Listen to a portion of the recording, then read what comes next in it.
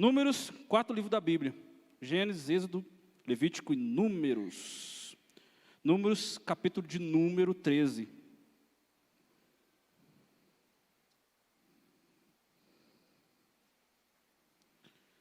Amém. Números, capítulo... A gente vai fazer uma leitura um pouco mais extensa hoje, para a gente entender o contexto dessa história, que é muito conhecida, e de um detalhe dessa história conhecida também, que é muito conhecido. Amém?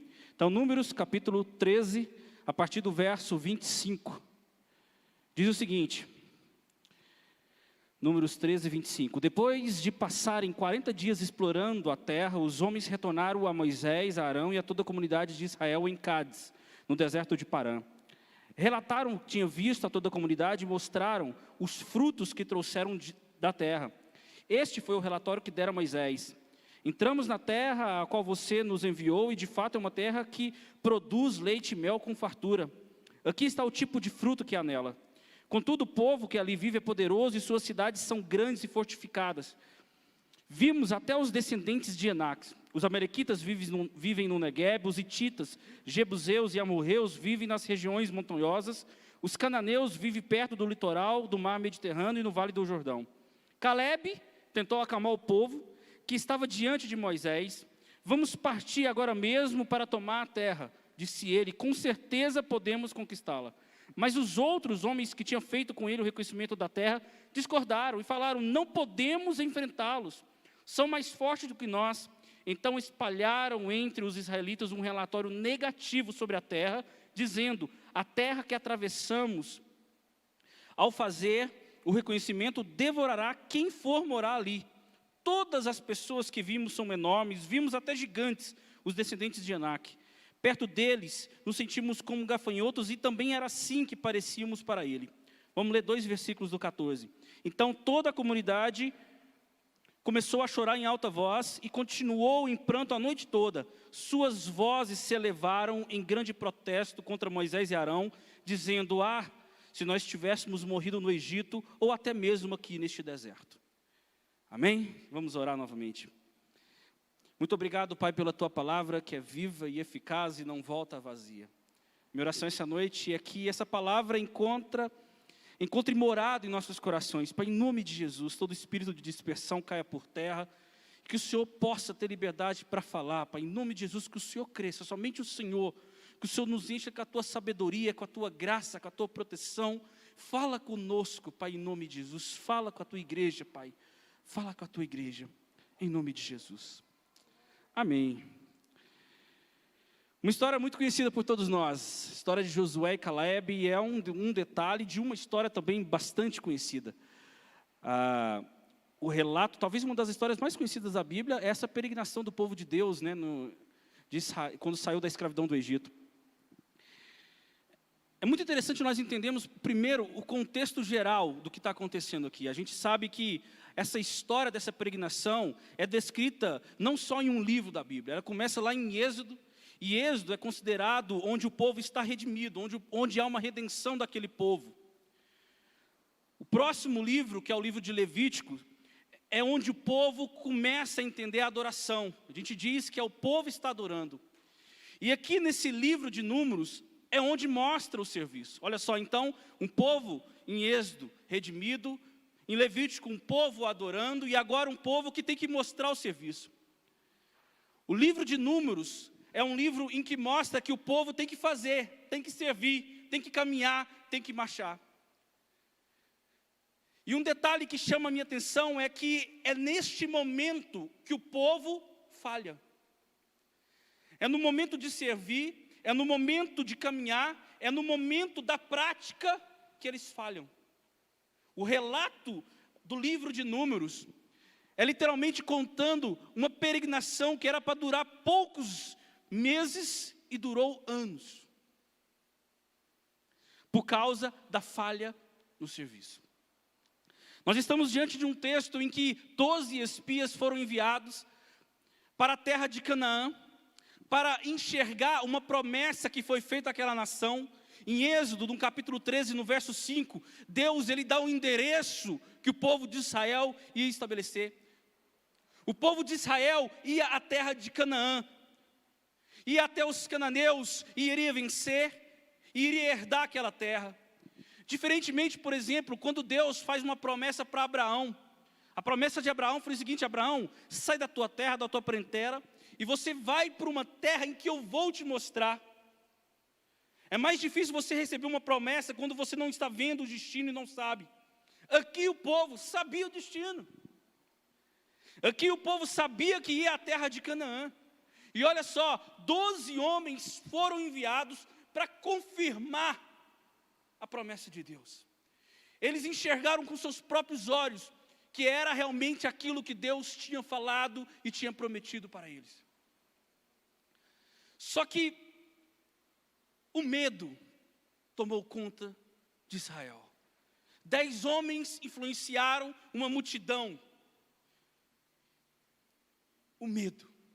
É por isso que eu coloquei um tema nessa palavra, nessa breve reflexão hoje, vou ser bem breve mesmo, que é vivendo sem medo. Vivendo sem medo.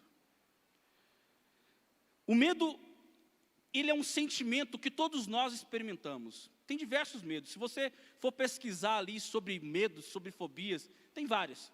Uma das mais famosas é a claustrofobia, medo de lugares fechados.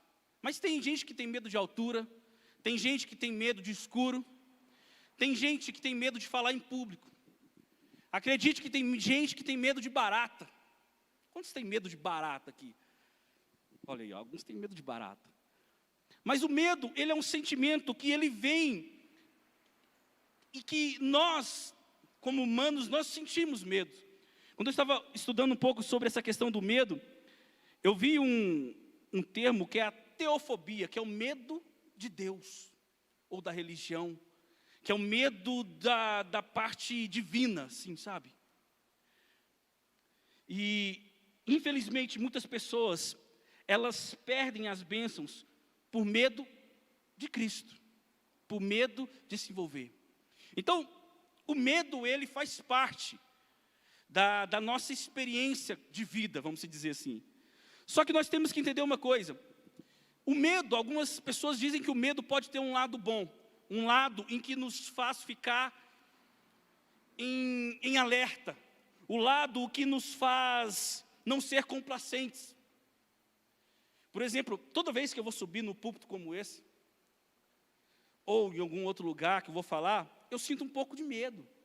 Alguns chamam de ansiedade, alguns, sei lá, mas a gente sente algo assim dentro de nós. Alguns professores da escola bíblica sentem isso também. Principalmente quando é no começo, né? A gente sente um medo, mas isso me deixa alerta.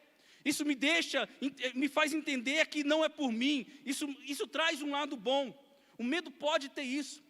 Eu tive um líder quando eu era pré-adolescente, adolescente, pouquinho tempo atrás.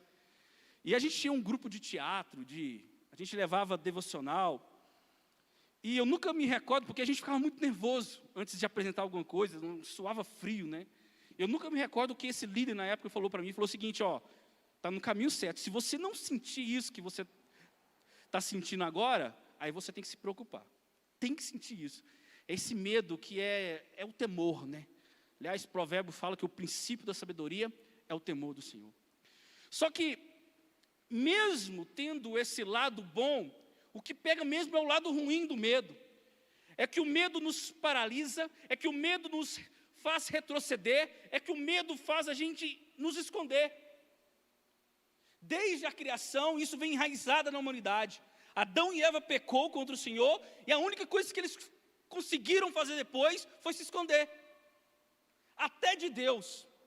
E isso vem de geração em geração, as pessoas se escondendo, e eu quero que você pense muito hoje, se escondendo do próprio Deus. O próprio Deus. Tem um escritor chamado Brennan Mann, e ele escreveu um livro, O Impostor que Há em Mim, e ele falou algo muito interessante, ele falou o seguinte: Deus nos chama para pararmos de nos esconder e abertamente, de peito estufado, aproximarmos de Deus. Foi o que Tiago falou em seu livro: aproxime-se de Deus, que eu vou aproximar de vocês. O medo, ele nos paralisa. O medo, ele nos oprime. O medo, ele consome as nossas vidas. E é por isso que nós temos que aprender a viver sem o medo. O medo tem um limite. E mais, o medo pode ter um limite na nossa vida, como questão de você, às vezes, ter medo de alguma coisa que eu falei, medo de escuro, tal, e você trabalha isso psicologicamente, sei lá, com alguma coisa. Mas em Deus, nós não podemos ter nenhum medo. O nosso relacionamento com Deus não pode ser baseado no medo, mas sim no temor do Senhor. Há uma diferença entre medo e temor. Só abrindo um parênteses aqui, eu gosto muito de exemplificar o temor do Senhor, como Moisés estava diante da sarça ardente, e ele ali ficou curioso para saber aquela coisa pegando fogo ali, mas não se queimava. E ele foi rumo ali para ver, e a voz falou o seguinte: cuidado com o lugar que você está pisando, é santo. E ali Moisés cobriu o rosto, temor do Senhor. Quando Isaías, em capítulo 6, está no templo e a glória do Senhor começa a inundar aquele templo, Isaías, a primeira reação foi o seguinte: eu vou ser consumido aqui. Eu vivo no meio de um povo que tem lábios impuros, os meus lábios são impuros, eu vou ser devorado aqui. Por quê? Temor do Senhor. Muitas pessoas chegam de qualquer forma, de qualquer jeito, na presença de Deus. Igreja, Deus, com um sopro, Ele pode nos destruir. Nós temos que entender que não podemos chegar de qualquer jeito, mas também não podemos deixar de chegar, porque ao mesmo tempo que esse medo vem um amor que é maior que o medo e lança fora todo o medo. Há um meio termo aqui, que é esse temor que nós precisamos ter. Josué e Caleb estão diante da promessa de Deus, com outros 10 homens. O ponto principal dessa palavra, que eu quero chamar a atenção de vocês, é o seguinte: 12 homens estavam vivendo a mesma situação. 12 homens estavam com a mesma promessa sobre a vida deles. 12 homens estavam diante das mesmas dificuldades. 12 homens estavam vendo as mesmas coisas. 12 homens estavam olhando para a terra de Canaã. 12 homens olharam os frutos, mas a visão foi diferente. A visão daqueles 10 foi abafada pelo medo, e de Josué e Caleb não foi. Essa história da peregrinação do povo de Deus em Israel, ela fala muito comigo, porque exemplifica muito os dias atuais da nossa peregrinação aqui nessa terra. E infelizmente o que eu vejo é uma igreja que se iguala ao mundo. Em momentos como o que nós estamos vivendo, de pandemia, de incerteza econômica, de incerteza política, de incerteza na própria saúde, a igreja se cala ou iguala ao mundo. A visão que nós temos do reino não sai. A igreja se fecha em seu mundo. A igreja que se cala e não é voz profética. Estamos vivendo a mesma situação, estamos aqui neste mundo, com pessoas que não creem nesse evangelho do nosso lado, só que nós agimos como eles. Nós não assumimos o papel de igreja. Nós sabemos ser igreja aqui, no domingo, mas não somos igreja no nosso dia, no nosso cotidiano. Nós nos calamos diante das dificuldades, e mais, às vezes nós precisamos mais de ajuda do que as pessoas que estão lá fora. Perdemos valores. Estamos vivendo uma situação que é mundial, mas a igreja não pode se calar, e a igreja não pode perder a visão de reino. A igreja não pode perder a visão de uma profecia que está para nós. Hoje nós cantamos aqui, Maranata, vem Jesus. Gente, o Apocalipse não é para ser temido, é para ser desejado, porque Jesus virá para buscar a tua igreja. Jesus virá para buscar a tua igreja. Qual a visão que nós temos diante das dificuldades? Deus, Ele não precisa provar que é Deus, mas Ele mostra a todo tempo, porque cada ação que Deus faz, Ele mostra que é Deus. Isso vem de Gênesis, Êxodo, Levítico, Número, e continua, Deus provando que é Deus. A nossa vida e o nosso estilo de vida tem que ser o que Isaías falou no capítulo 43, no verso 13. Agindo Deus, quem impedirá? Esse é um dos maiores ensinamentos que a palavra nos traz, que quando Deus age, ninguém pode impedir. Olha só, Abraão recebe uma promessa de Deus. Abraão, você vai ser uma grande descendência. E Abraão talvez vira o seguinte: mas minha mulher é estéril. E a resposta é o seguinte: agindo Deus, quem impedirá? Aí Abraão tem um filho chamado Isaac. Isaac casa com uma mulher chamada Rebeca, que também é estéril. Espera aí, agindo Deus, quem impedirá? Eles têm um filho chamado Jacó, que é um enganador. Usurpa a primogenitura do seu irmão. Enganava todos e a tudo. Mas um dia tem um encontro com Deus, seu nome mudado, casa com uma mulher chamada Raquel, que também é estéril. Espera aí, mas agindo Deus, quem impedirá? Raquel tem 2 filhos, um chamado José, o outro chamado Benjamim. Esse José é jogado no fundo do poço. Esse José é vendido pelos seus irmãos. E quando ele começa a se dar bem ali na casa de Potifar, ele é enganado, ele é preso. Mas espera aí, José, agindo Deus, quem impedirá? E a história prossegue nos mostrando isso. Nasce um homem chamado Moisés em meio a um caos, em meio a um decreto do faraó que falou o seguinte: todo homem que nascer das hebreias terá que morrer. Moisés nasce ali, mas sobrevive. E Moisés é levantado por Deus para tirar aquele povo da escravidão. E quando Deus fala para Moisés: Moisés, você vai ser esse líder. Moisés fala o seguinte: eu não consigo nem falar direito. Mas espera aí, agindo Deus, igreja, quem impedirá? E continua. Josué, esse Josué que nós falamos, foi o líder que estava à frente do povo para entrar na terra de Canaã. E a primeira palavra que ele recebe de Deus é o seguinte: seja forte e corajoso. É como se estivesse falando o seguinte: Josué, quando eu estou agindo, ninguém pode impedir. Aí vem o período dos juízes, um ciclo de oscilação. O povo se rebela contra Deus, ele é dominado por uma outra nação. Mas o povo clamava a Deus, o povo se arrependia e Deus levantava um juiz. E parece que para todos esses juízes a palavra é a mesma: agindo eu, quem impedirá? Gideão, Jefté, Sansão, Débora, vários juízes. Olha Gideão, quando ficou sabendo que era ele que ia liderar, ele falou o seguinte: eu sou o menor da minha família, a minha família é a menor do meu clã, o clã é o menor dos clãs de Israel, como pode ser eu? Espera aí, Gideão, agindo eu, quem impedirá? E mais, tem 22 mil, vou tirar para 300, porque agindo eu, quem impedirá? Aí começa a história. O último juiz, Samuel, o povo quer um rei físico. Deus não se agradou, mandou um rei. Aí tem o período do Reino Unido, 40 anos Saul, 40 anos Davi, 40 anos Salomão. A história de Davi, por exemplo, começa muito interessante, diante de um Golias que estava afrontando por 40 dias o exército de Deus.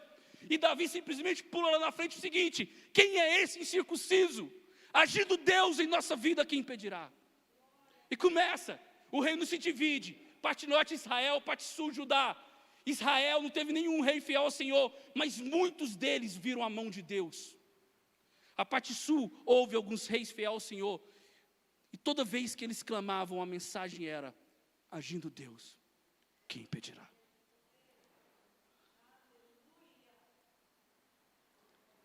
É por isso que nós não podemos deixar o medo nos consumir.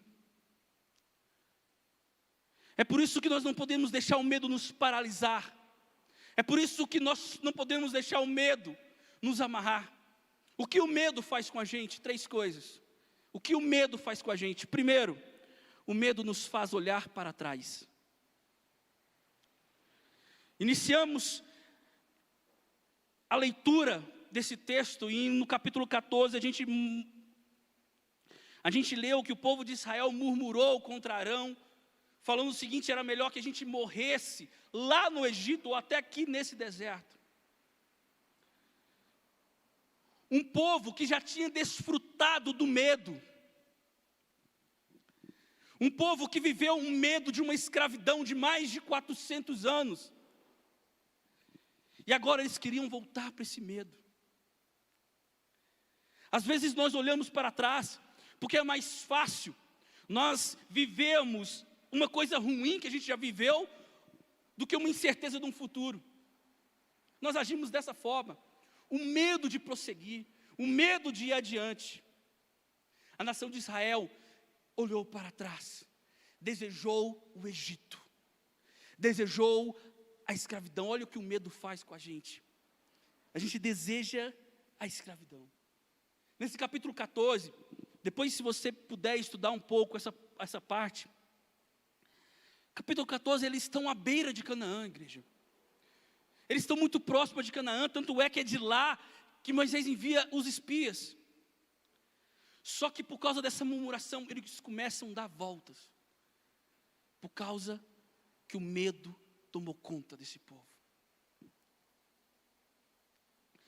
O medo, ele nos faz olhar para trás, sabe por quê? Porque nós temos uma fé vacilante. O que é uma fé vacilante? É a fé de ontem. Nós vivemos o hoje com a fé de ontem. Nós vivemos o hoje com o milagre de ontem. Nós vivemos o hoje com a experiência de ontem. Só que a palavra de Deus diz que a cada dia eu posso ter uma experiência com o meu Deus. A palavra de Deus me ensina que a cada dia Ele se revela a mim. É por isso que nós temos que exercitar a nossa fé. Eu costumo dizer que a fé é fazer acontecer. Porque a fé não é ficar numa rede espiritual esperando as coisas acontecer e cair do céu. Hebreus capítulo 11 cita alguns exemplos de fé, e um dos mais claros ali é Noé. Por que Noé é exemplo de fé? Porque ele construiu uma arca quando todo mundo não estava vendo chuva. A nossa fé é vacilante, porque as coisas têm que acontecer, têm que bater na nossa cara para nos acordar. Por isso que ela é vacilante. E olha que muitas vezes está na nossa cara e a gente não acredita, como foi aqui com o povo de Israel. Diante da promessa de Deus, eles vacilaram. Eles preferiram olhar para trás. Exemplifica muito a mulher de Ló, né? Quando Deus ia mandar fogo em Sodoma, Deus falou para Ló, vai, foge daqui, foge que vai cair fogo. A mulher de Ló olhou para trás, virou estátua de sal. O que me preocupa é igrejas que viram estátuas de sal. Param no tempo e o tempo não para.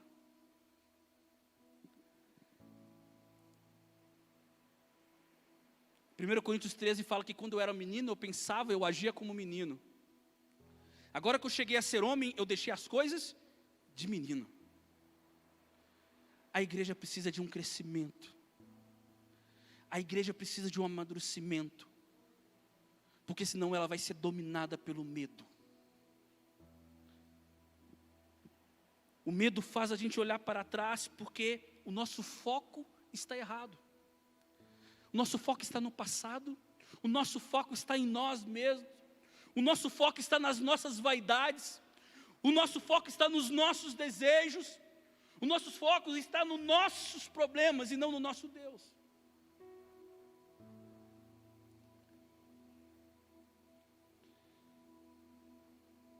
Nosso maior medo como indivíduos e como igreja não deveria ser o fracasso,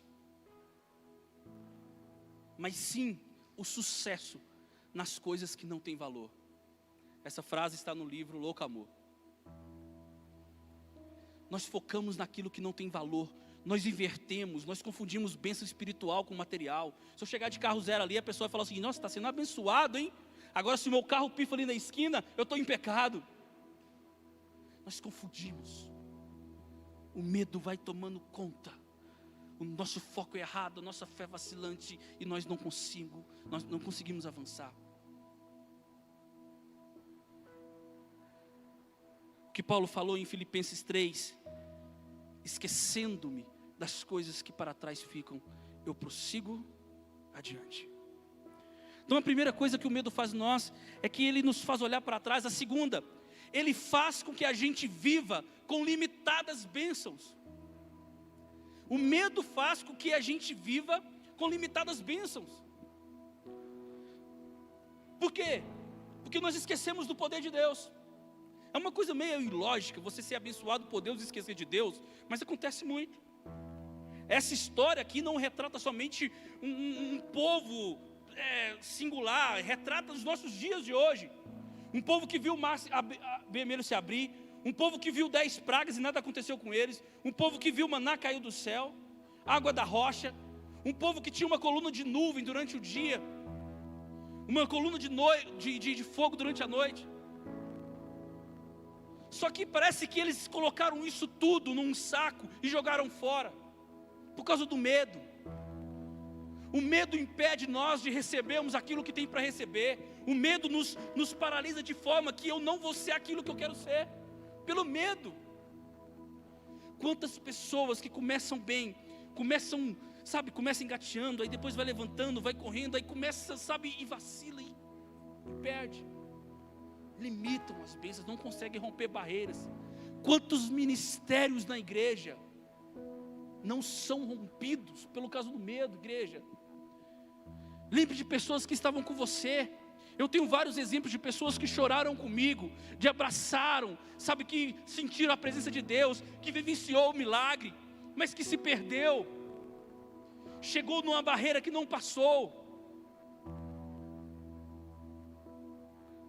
Porque o que importa com Deus é cada dia. Não se engane, vigie, não se engane, não se engane.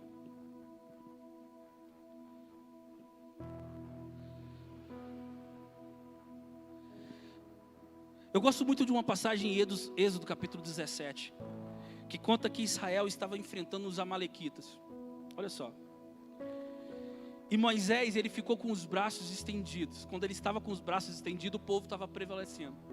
Quando Moisés baixava os braços, os amalequitas venciam. Arão e Ur teve que ficar segurando os braços de Moisés, para que aquele povo vencesse. Eu gosto muito desse texto, porque mostra uma dependência de Deus. Igreja, quanto mais dependente de Deus, mais abençoado eu sou. A gente investe, a gente acha que depender de Deus é ruim. Quanto mais dependente de Deus, melhor eu estou. Quanto mais dependente de mim, mais eu me perco. Quanto mais dependente dos meus desejos, mais bênçãos ficam limitadas para mim. Agora, quanto mais Deus em minha vida, mais eu sou abençoado. Nós não devemos buscar a Deus simplesmente porque Ele faz, mas é impossível servir a Deus e não ser abençoado. Porque o meu Deus é um Deus galardoador.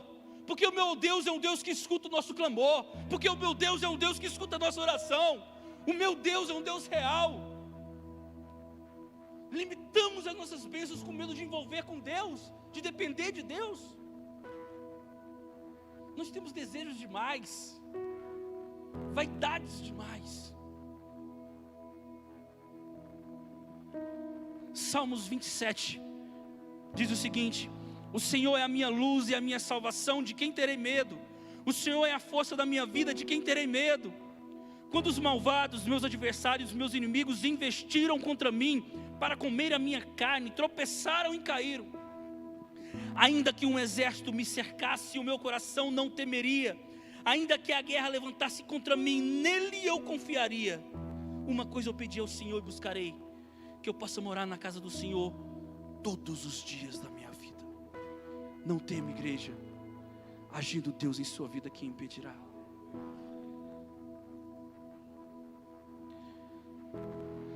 Nós nunca iremos chegar em um alto patamar se nós estamos constantemente vivendo com medo da vontade de Deus. Nunca.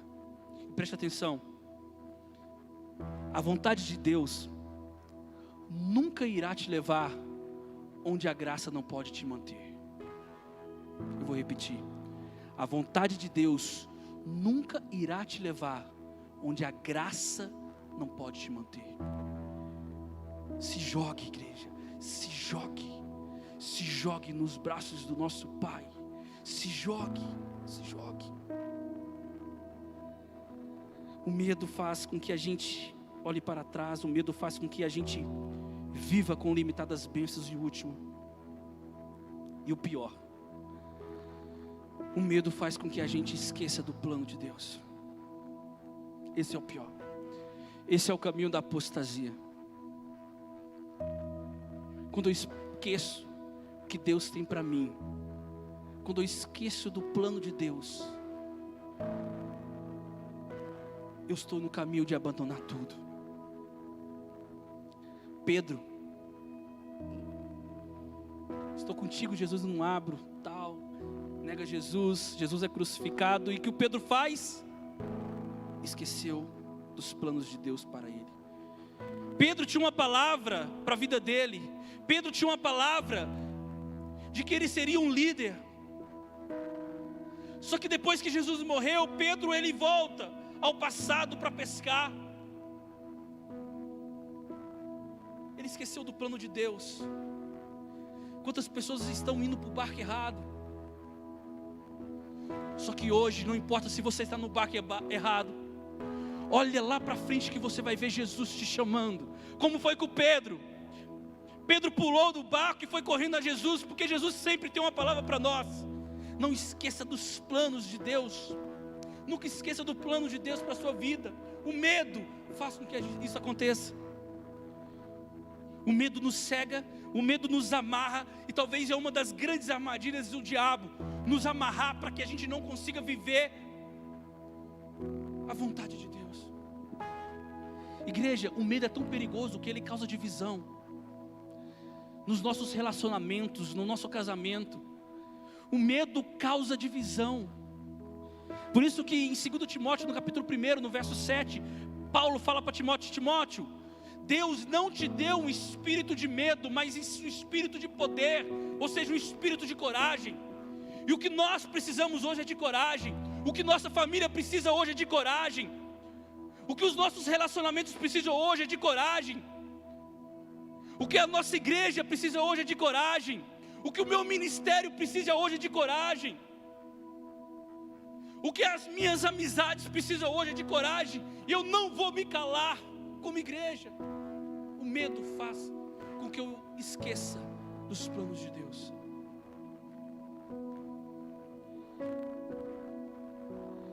O medo, ele nos faz olhar para trás, viver com limitadas bênçãos, e o medo faz nós nos esquecermos do plano de Deus. E eu quero concluir agora contando uma história que eu li essa semana, de 2 bombeiros que foram resgatar pessoas ali em meio a chamas, e eles morreram nos escombros. Aqueles bombeiros, eles foram treinados para entrar ali no fogo. Eles foram treinados para isso. Eu acho que eu fui treinado para correr do fogo. Só pegar fogo a gente corre. Aqueles bombeiros foram treinados para isso. E vários bombeiros, não só esses que eu li, mas por exemplo naquele atentado, de 11 de setembro, quantos bombeiros que morreram ali. Se você perguntasse para um deles: vocês não tinham medo? Talvez a resposta deles seria que eles tinham um pouco de medo. Mas eu não tenho dúvida que eles responderiam que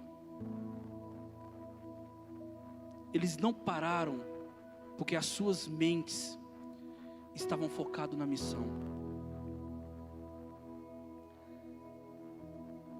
Eles estavam concentrados no seu propósito. E é isso que tem que acontecer com a gente. Nós temos que focar na missão e no propósito, para que o medo não tome conta das nossas vidas. Josué e Caleb entenderam isso. Eles estavam focados numa promessa, na missão, no propósito. Poderiam ser gigantes 2 vezes maiores que eles tinham visto.